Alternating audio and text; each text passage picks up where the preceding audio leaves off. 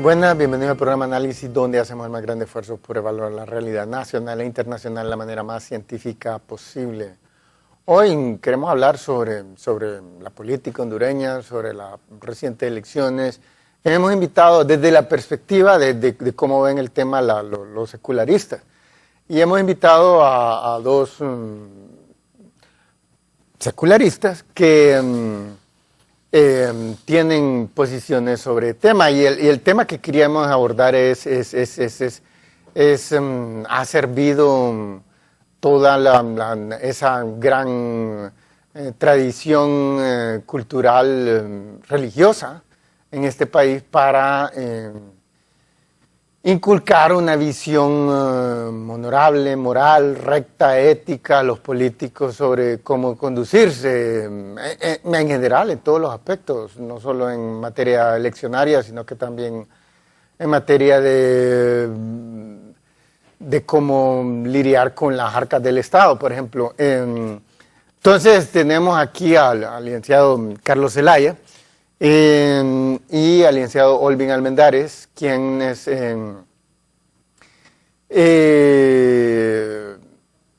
pues tienen opiniones sobre la materia. Entonces les quería comenzar preguntándoles cuál es su opinión de las pasadas elecciones. ¿Creen que fueron honorables? ¿Creen que los políticos se condujeron honorablemente en todo el aspecto, antes, durante y después de las elecciones? Empecemos con usted. Ok, bueno, ante todo, gracias por la oportunidad que nos da de estar en su programa y pues como un secularista, suerte que no le van a agradecer a la Virgen y a yo no sé quién diablo. Es el problema, o sea, que la gente en este país no va al grano. Ok, bueno, a usted le estaba dando gracias y a la vida, entonces, en todo caso. Bueno, el punto que está preguntando es si las elecciones fueron,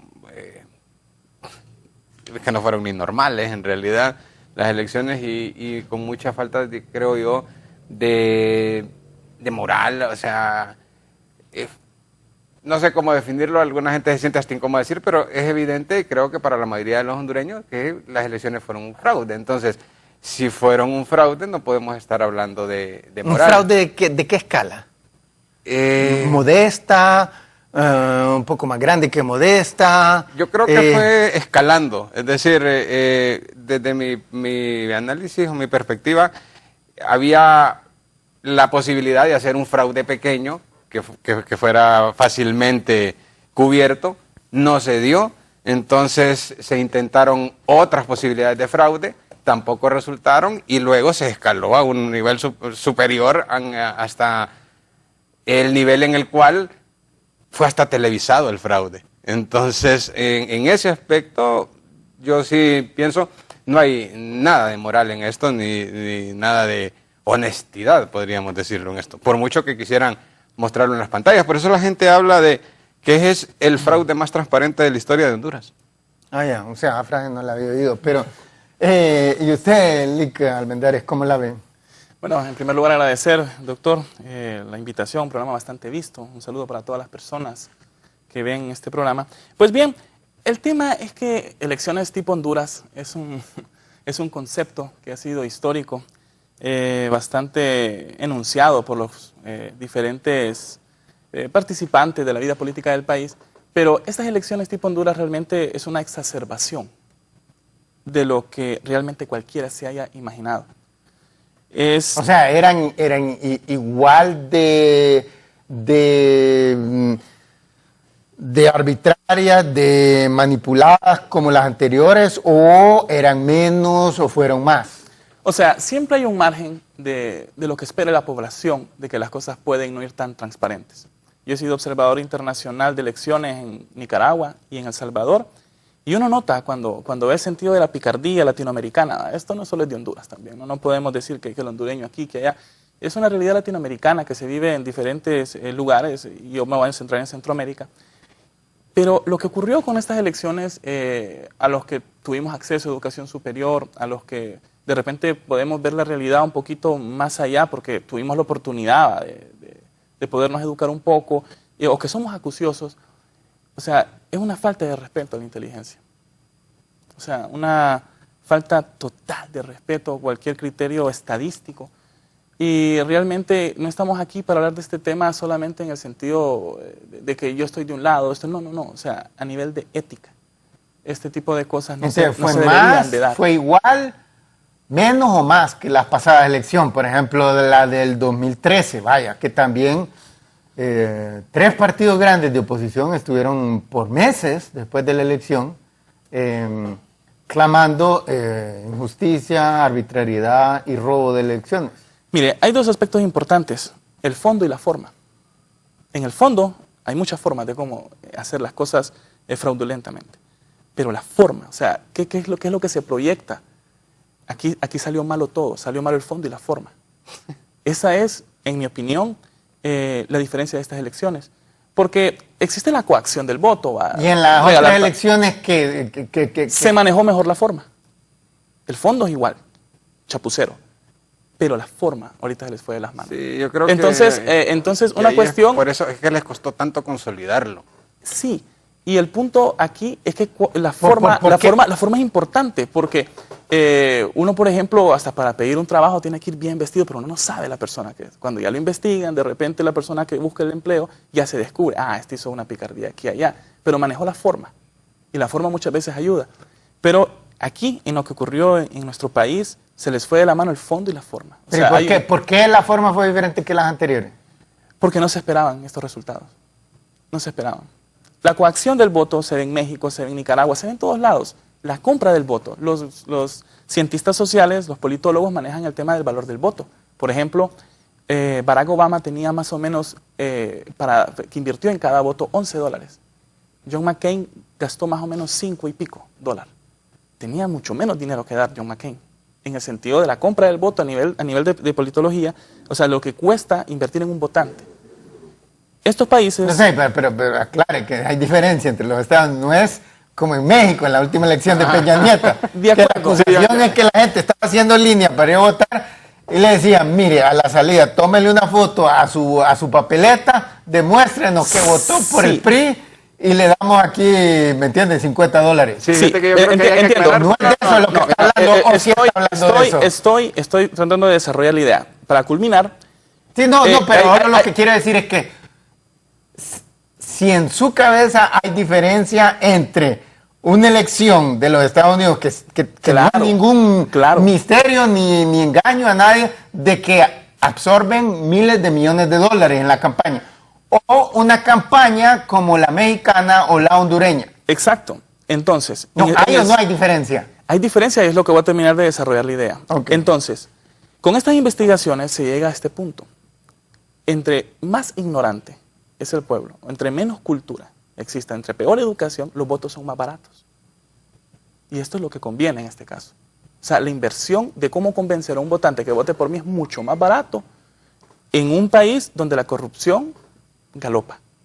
Entonces, este tipo de criterios se manejan de una forma de que en Honduras estos tenían los presupuestos, el dinero de la coacción, tarjetas, regalos, canastas. Eso ocurre en toda América Latina, lo han hecho en Brasil, lo han hecho en Nicaragua. Pero con toda esta maquinaria, tanto mediática, ¿verdad? Porque, por ejemplo, programas como este de análisis, donde queremos analizar un poco más científicamente las cosas, no son tan comunes. La matriz mediática, la matriz religiosa, el tema de las dádivas, o sea, todo este dinero, ellos, creo yo, el partido triunfador no se imaginó este revés. Nunca se lo imaginó. Entonces, el fraude fue igual, menor o mayor que, por ejemplo, el del 2013. Fue mayor, fue distinto y fue brutalmente mal hecho. Ok. Entonces, ahora yendo al tema.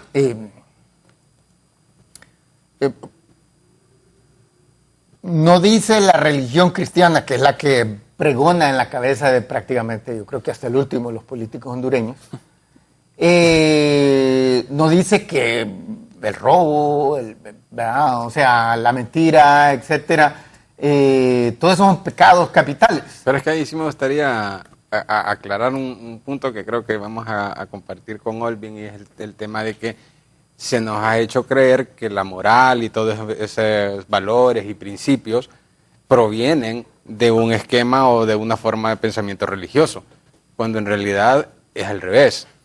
Es decir, los valores morales y los principios de empatía, los principios de colaboración, esos existen en las especies, y más que todo en las especies, yo diría los primates, existen esos valores ya implícitamente, sin que exista religión. Entonces, partir del hecho de que... pero en Honduras la gente lo asocia con religión. Es que no es irrelevante el tema de la religión. Lo que pasa es, lo que estoy tratando de decir es que no es determinante o no es que la moral y los principios vengan de esta religión. Entonces los políticos hondureños nacieron sin ese norte moral.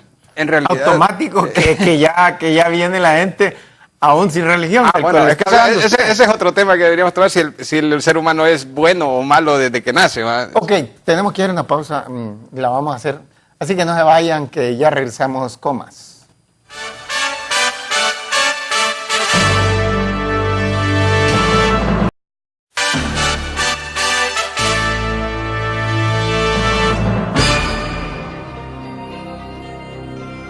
Bueno, ya estamos de regreso y estamos hablando con dos secularistas sobre la moral de los políticos hondureños. O sea, están diciendo ellos, no sé si lo insinuaron o si lo dijeron expresamente, que los políticos hondureños, sobre todo los que perpetuaron el fraude electoral, son gente sin ninguna moral. O sea, ¿los considerarían ustedes gente sin ninguna moral o gente con muy baja moral? Bueno, el concepto de moral. Amoral es la persona como un niño que no conoce de moral ni nada de esto. Sí. Inmoral es la persona que, conociendo los principios morales, los viola. Entonces, si vamos a definir qué tan moral es un político que, como en este caso que menciona usted, es partícipe y se beneficia de todo, un fraude y todo, es inmoral. Ahora, no creo No, pero las cosas no son blanco y negro, sino que hay diferentes niveles de inmoralidad o diferentes niveles de magnanimidad, por decir una cosa. No lo sé, porque los principios están puestos, es decir, entonces... Pero nace todo el mundo con los mismos principios, con la misma genética. Pero no podemos decir entonces que este es medio asesino y este es medio ladrón. O sea, no, pero hay una diferencia entre un individuo que mató a la esposa por celos y uno que es un asesino en serio y ya lleva 20. Correcto, pero es que una cosa es un impulso, que puede ser un impulso ya dado por el instinto. No, simplemente desde el punto de vista de la sociedad. Uno lleva 20, el otro lleva 1. Hay una gran diferencia. Bueno, el mundo es un psicópata y el otro es desde el punto de vista jurídico también. Sí, jurídico también. Ahora, bueno, entonces diríamos, lo que yo podría decir de estos políticos es, ellos conocen la inmoralidad de lo que hicieron y sin embargo van todos los domingos, los sábados, según corresponda a la iglesia que vayan, ¿no?, a confesarse o a pumpunearse o a santificarse, porque a final de cuentas eso es como un bálsamo para ellos, como para toda la gente, o su instrumento de llegar a más votantes. O sea, ¿cuál cree que sea más? Que realmente ellos dicen, pues, quién sabe, mejor algo hago ahí de religión, ¿no?, como alguna forma de protección contra terminar en el infierno, o que sale sobrando completamente y dicen, no, o sea, el cinismo total. Me sale sobrando toda historia del cielo y el infierno, pero necesito presentarme como altamente creyente para validar de alguna forma más mi sinvergüenzada. Pues mire, el ser humano es un ser singular. O sea, vamos a hallar de todo. Vamos a hallar de todo. Hay gente que muchas veces hace bastante mal por sus principios religiosos. Hace mucho mal, y mucho mal a la sociedad, porque en especial los políticos, ellos se encargan de tomar decisiones que afectan a la sociedad. Entonces, hay gente que hace mucho mal pensando que hace bien. Y hay gente que hace el mal sabiendo lo que hace. Pero hay de todo. El problema aquí también es la maldad por ignorancia. Ese es otro punto importante. O sea, la ignorancia es muy nociva. Mata gente. Y aquí no solamente quiero tocar el tema de la religión como tal, sino el pensamiento mágico. No, pero tocando el tema de las elecciones. habría ignorancia de los políticos que la perpetuaron. Para nada. No, Para nada. Entonces, Son personas asesoradas. lo que hay de parte de un grupo de ya sea políticos o simpatizantes o miembros de la sociedad que digamos votaron por un partido o algo, es un término que se conoce como banalidad del mal. Es decir, algunas cosas algunas veces las personas saben que hay algo malo en todo, pero como no me conviene mucho, o porque ando cuidando algo, o porque ando persiguiendo algo, entonces me tapo los ojos y no lo veo. Pero que lo saben, lo saben. Hannah Arendt desarrolla bastante ese concepto de la banalidad del mal, y es que hasta se hicieron experimentos, ¿verdad?, en décadas pasadas, donde se le decía a la gente, haga esto, y es algo muy malo, pero como le daban la orden, lo hacía. Así, banalmente. Y esto es de diferente escala. ¿Quiénes tomaron la decisión de estructurar las cosas como se estructuraron? Son los tomadores de decisiones. Nosotros no Porque nos ejecutan. Personal, o sea, a nivel personal, yo vi muchas personas del partido que en teoría ganó las elecciones, ¿verdad? Mejor dicho, En teoría no, pues. mejor dicho, del que el tribunal... Sí, bueno, pues, me voy a explicar mejor. Sí. El partido que el Tribunal Supremo Electoral declaró ganador, muchos miembros de ese partido estaban ya dados. Perdimos. Tienen experiencia de más de 3, 4 elecciones y ya saben cómo funciona esto, de las tendencias y de las tendencias irreversibles. Pero los tomadores de decisiones, los grandes cerebros, los del poder, o sea, dijeron, no, esto no lo vamos a permitir. No lo permitieron y aquellos dijeron, bueno, nos plegamos. ¿Ustedes por qué creen que violaron las reglas que habían más o menos respetado en las elecciones, todas las elecciones, no todas, pero más o menos las elecciones pasadas, desde los 80 hasta la fecha? ¿Por qué crees que lo hicieron? ¿Porque el nivel de inmoralidad es mayor que los otros, que también querían ganar, pero que tuvieron que aceptar la derrota, o por otro motivo? Déjame hacer un corte comercial ahí, porque nosotros como asociación estamos preparando un documental en donde explicamos científicamente, estadísticamente, con datos de diferentes fuentes, cómo fue perpetrado el fraude y por qué fue perpetrado el fraude. Entonces, ese documental lo estamos haciendo con la colaboración de un astrofísico aquí hondureño y máster en ciencias sociales, de Rigoberto Schongert. Con él lo estamos haciendo. Entonces, me dice, ¿por qué o es más inmoral esta generación de políticos que las otras? Según los datos que tenemos, comparados con los datos del tribunal, del INE, de diferentes, del Registro Nacional de las Personas, todos comparamos esos datos, el punto es que el desborde de las personas votando en contra de una idea, porque eso es en realidad, votar en contra de una idea. Cuando el proyecto reeleccionista. Exacto, es mucho más grande de lo que ellos pudieron prever. Ok, ¿por qué es que le salió sobrando a todo esto? ¿A cuánto creen ustedes, según los cálculos de ustedes, que fue la diferencia de votos entre Narrala y Juan Orlando? La tendencia inicial. Así es. No puede, es que no puede variar tanto. 5 puntos. Sí. 5 puntos. No podría cambiar tanto, porque estamos a casi un 70%. No, pero por eso dije... Narrala dije que había una... Pero él es político.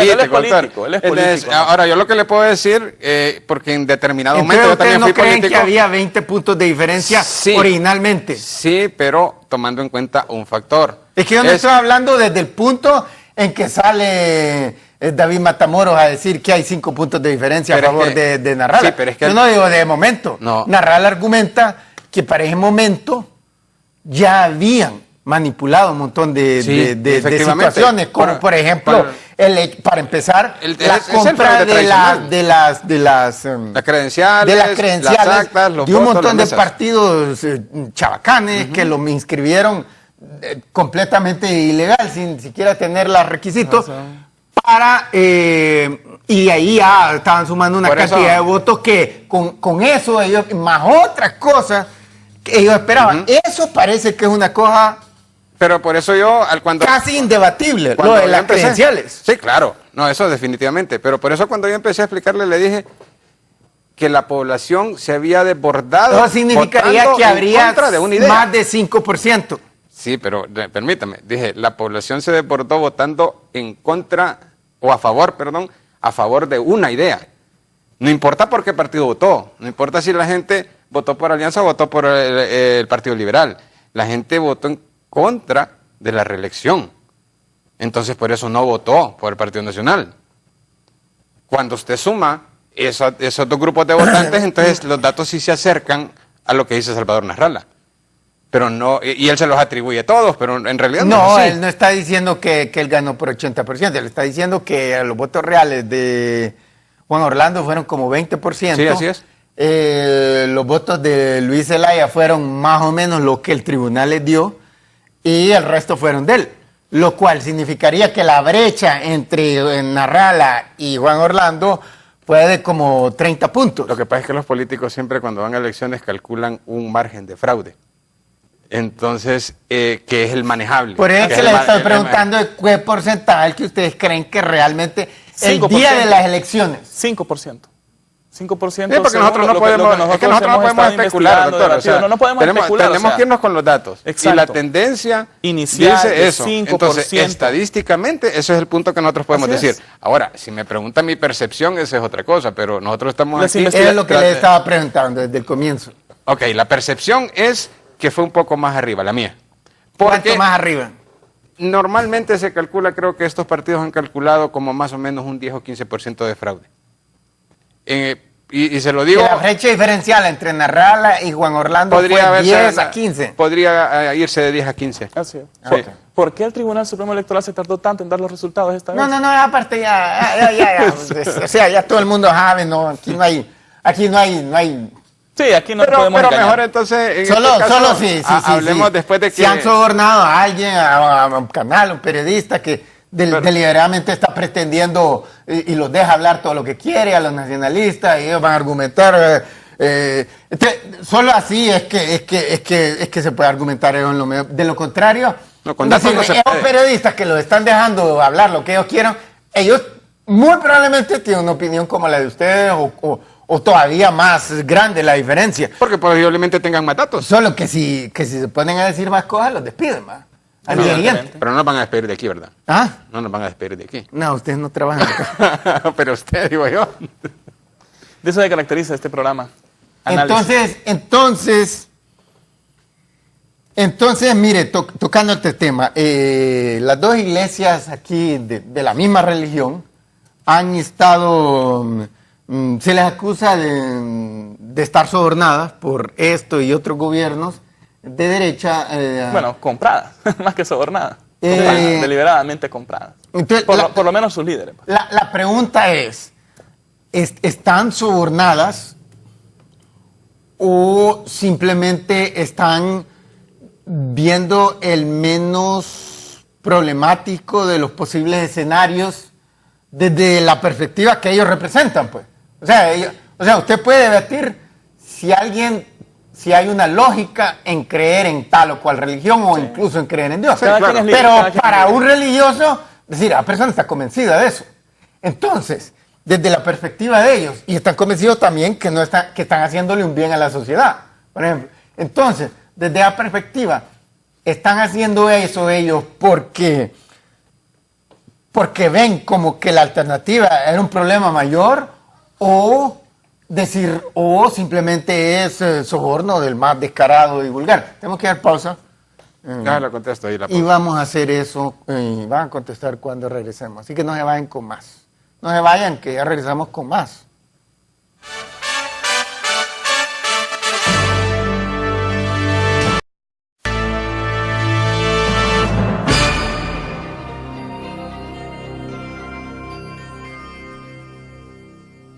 Bueno, estamos de regreso, estamos hablando con dos ocularistas sobre el tema de que si la religión inculca moral en los políticos hondureños, en los hombres y mujeres que se han abocado a la política hondureña. Uno ve un comportamiento que aparentemente es incompatible con todos los principios religiosos, los generales, como esos 10 mandamientos, al igual que como un montón de cosas ya más de detalles que uno encuentra en la Biblia. Entonces, es la pregunta, esa posición que si uno no pone atención suena como que están sonando neutros las iglesias, pero en realidad uno suena una inclinación a favor de este gobierno y de otros gobiernos que prácticamente todos han sido de derecha, con excepción del de Mel. Ahí sí la iglesia se pronunciaron en contra de él. Entonces la pregunta es, ¿porque la iglesia está en contra del pueblo, que Mel quería, según él, ayudarle al pueblo, o simplemente que ellos están viendo desde la perspectiva estrictamente religiosa? ¿Cómo lo ve usted? Fíjese, doctor, que como de todas las posiciones nuestras generalmente son basadas en hechos comprobables, en números y en todo ese tipo de cosas que uno puede tener tangibles, ¿vale? Porque eso es lo más valioso en realidad. Entonces yo me permití, para venir al programa, traerme el decreto de la ley fundamental de las iglesias evangélicas, de la confraternidad evangélica, y vi ciertos puntos que realmente llamaron la atención. Entonces usted preguntaba hace poco, antes de la pausa, decía, bueno, ellos realmente la posición que tienen es para evitar un problema mayor, realmente, y yo le repregunto entonces, ¿para evitar un problema mayor para quién? ¿Para ellos o para el pueblo? Porque según esta ley hay varios puntos en los cuales ellos tienen muchas ventajas. Por ejemplo, el primero, la Constitución dice que ningún miembro del Estado secular puede ser candidato a ningún cargo de elección popular. Y de hecho hay ejemplos de esto, porque hubo un pastor hace unos años que salió electo, pero después le dijeron, no podés porque sos pastor, y entonces vino él y puso un hijo. Ya, entonces, pero entonces no se violó la ley. ¿cómo? No, como que... No, pero, o sea, poner el hijo no es violar la ley, a menos que el hijo sea pastor. Bueno, entonces ahí ese... No lo es. No lo es. Ahí tendríamos que entrar al término de que si es legal o es inmoral, y no todos sabemos que la moralidad y la legalidad son diferentes. No infringió la ley. No, porque lo presionaron, pero el punto es que ahora, con esta ley, sí lo pueden hacer. O sea, la ley sí se los permite. La Constitución dice que no, pero la ley dice que sí pueden. Entonces sigue valiendo la Constitución, porque la Constitución está por encima de todas las otras leyes secundarias. En este país. Esta es una ley secundaria. En este país. En teoría, ok. Okay, no, pero también, o sea, es que de todas maneras no respetan ninguna ley. Bueno. Ni la Constitución, ni la secundaria, ni las de ni los acuerdos internacionales. Pero crean todas estas leyes para crear esa confusión, porque entonces hay un debate y en este momento estamos acá. Ahora, otro punto importante aquí, es que se menciona en la propia ley que todas las ONGs que pertenecen a las iglesias van a seguir siendo protegidas por las iglesias, y adicionalmente van a tener todas las exoneraciones de impuestos que tienen las iglesias. Bueno, mire, le voy a decir, en los Estados Unidos las religiones también están exentas de impuestos. Sí, pero en los Estados Unidos hay una diferencia, porque aquí la gente paga el diezmo y eso no es deducible del impuesto sobre la renta. En Estados Unidos sí. Una diferencia fundamental. Exacto. Entonces la gente allá paga sus diezmos y paga sus cosas, pero eso es deducible del impuesto sobre la renta, lo cual quiere decir... Para el que dio el diezmo. Exactamente. No, yo digo para las iglesias, están exentas. Por eso, pero entonces, si eso es deducible en Estados Unidos... Y también organizaciones de caridad, aun si son secularistas. Quiere decir... Están exentas de impuestos. Correcto, pero eso quiere decir que al menos el gobierno de Estados Unidos sabe cuánto dinero realmente manejan estas iglesias, porque si ellos tienen que presentar documentos de que dieron un diezmo, pueden cruzar la información y lo saben. Aquí no se sabe. Entonces, aquí pegarían el grito en el cielo. ¿Sí? No, entonces, pero la exención de impuestos, esa existe en varios países. Existen varios países, de los cuales varios son países honestos donde las iglesias no pagan siendo movidas. Estados Unidos, digamos, si queremos poner ese caso, pero el punto es que allá por lo menos sí las tienen más controladas. De hecho, allá va a estar difícil que se utilicen la iglesia para lavar activos. Sí. Cosa que aquí no pasa. O sea, que hay muchas iglesias que deliberadamente lo hacen. Uno de los cabecillas más importantes del lavado de activos, del manejo del dinero de la Mara Salvatrucha en El Salvador, un pastor evangélico. A través de una iglesia, la MS, lavó dinero, cantidades que no se pueden imaginar. ¿Y eso es una información que se rumora en El Salvador? No, es confirmable. Voy a buscar por aquí, tengo en mis notas el nombre conciso de la persona. Claro que sí, no estamos con especulación. Yo de lo que le puedo decir por el tema de no especular es que si ellos tienen una reglamentación que ya les da permiso de hacer todas esas cosas y de inclusive mezclar ONGs en donde ellos dicen que son organizaciones sin fines de lucro, pero por favor, si todos sabemos que sí, la organización como tal no se lucra, pero los miembros de la organización de eso viven. Entonces, es un término es un eufemismo para mí eso. No, el punto es que tanto utilizan de esos diezmos para estarse viviendo en el lujo y en el esplendor. Pues habría que preguntarle a... Porque obviamente esa es la fuente de ingresos de la confraternidad, lo que sea, ¿verdad? Exacto. Y eso por un lado, por el otro sea, lado... una cantidad de dinero la tienen que utilizar para ellos mismos, para pagar salarios de las personas que laboran ellos. Y de ellos también. Y ellos, por como supuesto, son los gerentes... no, pero eso per se no es ilegal. La pregunta es qué cantidad. Pues es como, por ejemplo, sabe.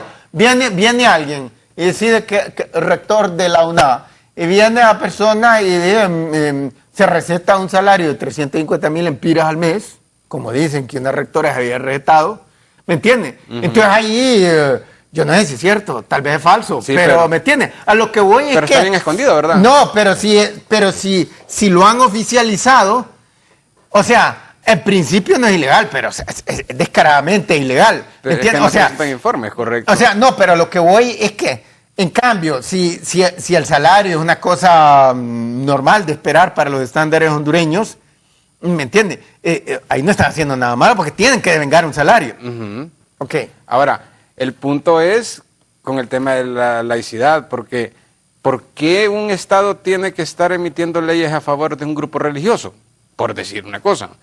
Y esto es lo que realmente estaban cuidando cuando se dice, las iglesias se miran como neutrales. Pues sí, porque lo que sucede es que cuando ya alguien dice o lo bendice o le dice Dios lo bendiga, entonces ya hay un cierto baño de pureza ahí que ya automáticamente la gente lo mira así, pero nadie... Mauricio Torres Molinero le dice el repello santo. Ajá, algo así. No, pero pero aquí en Latinoamérica y específicamente en Honduras, por ejemplo, la iglesia evangélica en los últimos 17 años ha tenido un crecimiento como del 50%, según los datos del Latinobarómetro. Y la iglesia católica ha sido un fracaso. Y la iglesia católica ha bajado aquí en Honduras.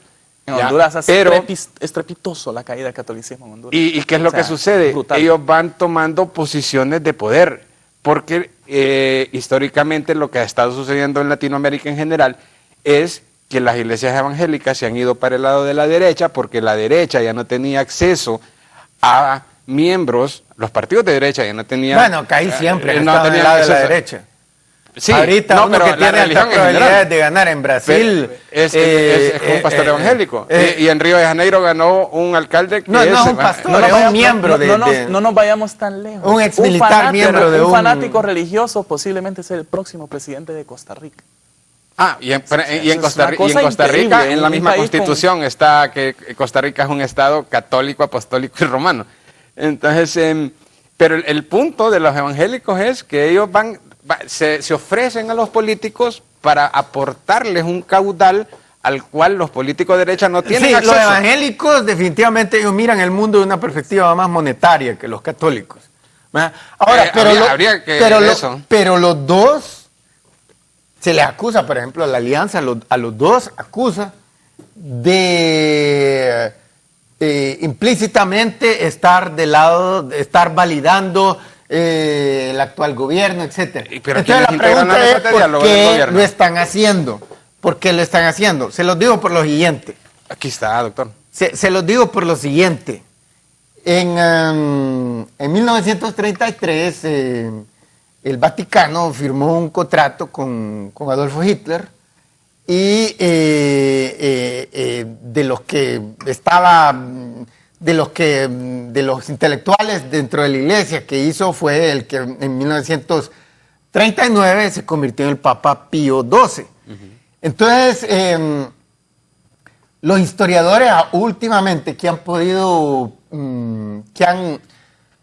que el Vaticano ha hecho público, ha permitido que historiadores vayan a sus archivos, unos han sacado conclusiones bien negativas, dicen que era un antisemita, que era un simpatizante abogado de Hitler, etcétera. Este papa fue bastante Pero un montón de controversial. historiadores objetivos y serios dicen que estaba haciendo no tiene ningún poder la Iglesia Católica. Y estamos hablando de una Italia que desde el comienzo estaba aliada con Hitler y que después los alemanes, como Mussolini fue derrotado, entonces después Hitler mandó tropas a que sostuvieran a Mussolini. ¿Poder de qué tipo no tiene?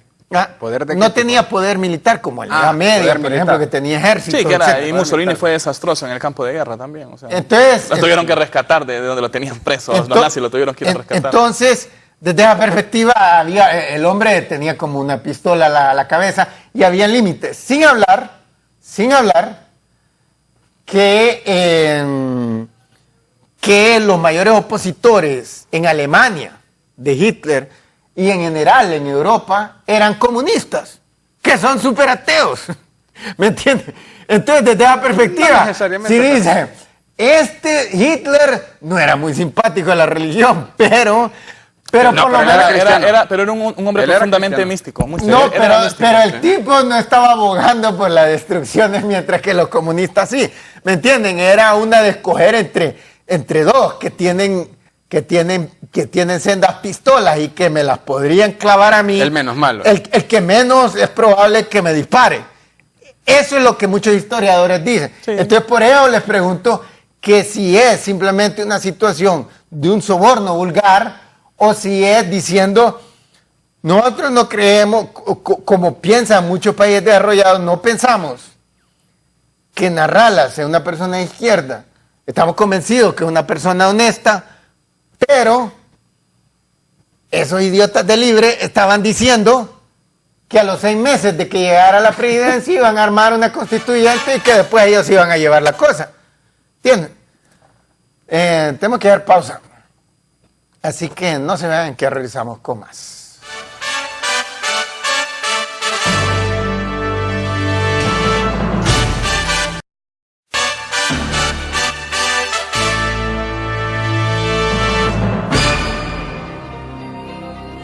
Eso es lo que- Bueno, estamos de regreso. Entonces, regresando a la pregunta con la que dejamos el segmento pasado. ¿Qué considera usted, licenciado Almendares, que es la situación de las dos iglesias? Que implícitamente, efectivamente, están, digamos, llamando al diálogo, amando el diálogo desde la perspectiva de que, ok, este es el presidente, este es el gobierno electo, este es, y ahora ustedes negocien a ver qué pueden sacar. Tal vez un nuevo Tribunal Supremo Electoral donde ustedes tengan representación. ¿Me entiende? O sea, como por Sí, los momentos, por los 4 años acepten esta situación. dilatoria, sí. Entonces, no. Entonces, la pregunta es, ¿por qué lo están haciendo las dos iglesias? ¿Están adoptando la posición? Según Bueno, usted, para poder ¿es un desarrollar- soborno o simplemente están diciendo, es comunistas, hemos visto cómo han tratado a la iglesia, los comunistas en Cuba y cómo los han tratado en Venezuela? Entonces, desde la perspectiva, es decir, yo escojo al menos peor de esos dos. Bueno, para desarrollar la respuesta, el menos peor para sus intereses, ¿va? Porque con los gobiernos del Partido Nacional, la Iglesia ha obtenido bastante poder. Estos personajes, y quiero dejar algo claro, cuando decimos la Iglesia no nos referimos a toda la comunidad que cree en determinada cosa. Cuando decimos la Iglesia es la cúpula. Es una cúpula que está totalmente distanciada de lo que piensan sus seguidores. Yo hice una investigación con 73 personas en la Universidad Nacional acerca de creencias religiosas y tendencias políticas. Asombrado lo distante que están las personas de base de una iglesia con sus cúpulas. Estos tipos tienen trabajos onerosos, tienen puestos clave. El día de hoy nos levantamos con una noticia de AP News, que salió también en el Nuevo Herald, de que el actual miembro de la policía tiene cola que le pisen. ¿Y quiénes son los encargados de la comisión depuradora que cuando lo nombraron sacaron el pecho y dijeron, no, hicimos la mejor elección posible? Un pastor evangélico, el líder de la confraternidad evangélica, Solórzano. Entonces, o sea, según lo que escucho de los dos, el grueso de la inmoralidad de la iglesia cristiana viene del lado de los evangélicos. Bueno, No, que de no, lo que es yo que- entiendo, perdón. Es que hay tanto que hablar. Sí, hay bastante. Hay tanto que Aquí hablar. está lo de la ley de la confraternidad evangélica, pero en el lado de la O Iglesia sea, Católica, es una ley es una ley específica para la evangélica. sí, Y para su específica. beneficio, va. Esto fue dado O sea, en no el abarca, 2010. no abarca los católicos. No, los No, católicos. para nada. No, esta es una ley específica para la Iglesia evangélica.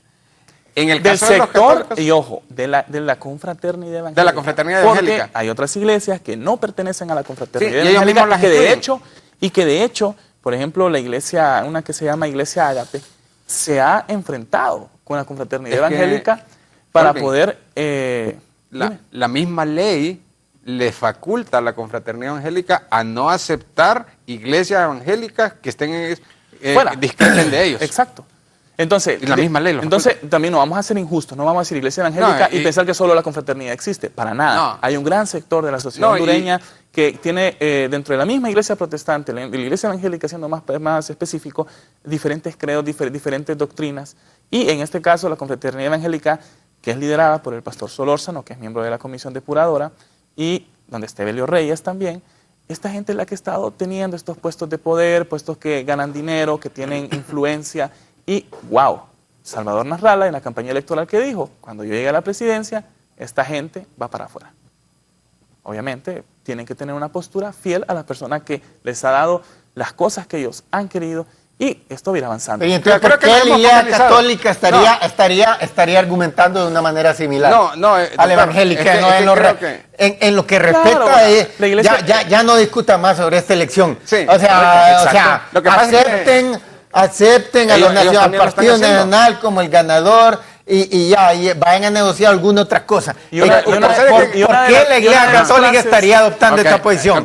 Es que de momento nosotros nos hemos focalizado, creo yo, llevamos bastantes minutos ya hablando solo de la Iglesia evangélica. Vamos con la católica. Porque es la que más crecimiento ha tenido. Por eso le mencionaba el porcentaje de que en los últimos 17 años la Iglesia evangélica ha crecido un 50% y claro que esa gente viene de la Iglesia católica. Es un fenómeno que se da en Latinoamérica de que hay una migración de feligreses. Es por todo el mundo. Por todo el mundo. En China ha habido un enorme crecimiento de la religión cristiana, pero la que ha crecido más rápido son las evangélicas. Pero según los datos del Latinobarómetro, hay países en América Latina que no sucede ese fenómeno así. No sucede. Pero Honduras es como el ejemplo estelar, el ejemplo estrella de cómo la Iglesia Católica se fue a la quiebra. Honduras es un ejemplo paradigmático en América Latina, según Latinobarómetro, del fracaso de la Iglesia Católica. O sea, si el cardenal Rodríguez, por ejemplo, como líder de esta iglesia, no se cuestionara por qué esto sucede, lo estaría haciendo mal como un líder. Y yo creo que tendría que hacerlo. Pero de hecho responde a la pregunta que estoy haciendo. Bueno, es casi lo mismo, porque es que cuando hablamos de soborno la gente se imagina ya el típico soborno de que lo detienen a alguien, un policía en el carro y ya le da 100 pesos y ya. No estamos hablando de eso. Este es un pago. Aquí estamos hablando de cosas más grandes. Por ejemplo, la Iglesia Católica y la Conferencia Episcopal, creo que así se llama, es la dueña, por ejemplo, de la Universidad Católica. Y la Universidad Católica ha tenido en los últimos años también un sinnúmero de prebendas que le han fortalecido financieramente porque les han exonerado impuestos de todo tipo, les han dado terrenos que eran inclusive, creo que eran terrenos ejidales y se los adjudicaron a la Universidad Católica. Les crearon una facultad de medicina cuando ellos no tenían hospital para que sus estudiantes practicaran y se iban todos al hospital escuela a practicar los estudiantes de la Universidad Católica, una universidad pagada, y ellos no pagaban nada por ese servicio. Y ahora ya se capitalizaron, entonces ahora sí van a poner su hospital. El ejemplo más reciente, Carlos, Suyapa TV. El ejemplo más reciente. Un canal de televisión. Un canal de televisión en el cual el Estado ahí subsidió muchísimas cosas para que Suyapa TV existiera. Y en el Congreso... O sea, ¿Cómo? Con dinero del Estado. Con dinero del Estado. Así. Mire, circuló un documento de 1 millón de lempiras para hacer Biblias, por ejemplo. ¿Para qué? Para mandar a hacer Biblias, darle al pueblo Biblias. 1 millón de lempiras. O hace 3 años... Las que regalan las misiones estadounidenses, que les gusta venir a Estados Unidos bastante. Y en este caso sí lo seguí yo porque era de una diputada que yo conocía y que para un municipio de Atlántida consiguió 1,5 millones para construir una iglesia católica, ahí, en un municipio de Atlántida. Entonces, por eso la Iglesia Católica también está a favor de todo esto. Ok, al fin y al cabo no contestaron, pero implícitamente estarían diciendo que es por soborno. Sí. Gracias a los dos, se acabó todo. Por haber venido, le agradecemos a los televidentes también haber estado con nosotros y esperamos contar con ustedes en la próxima edición de Análisis, la próxima semana.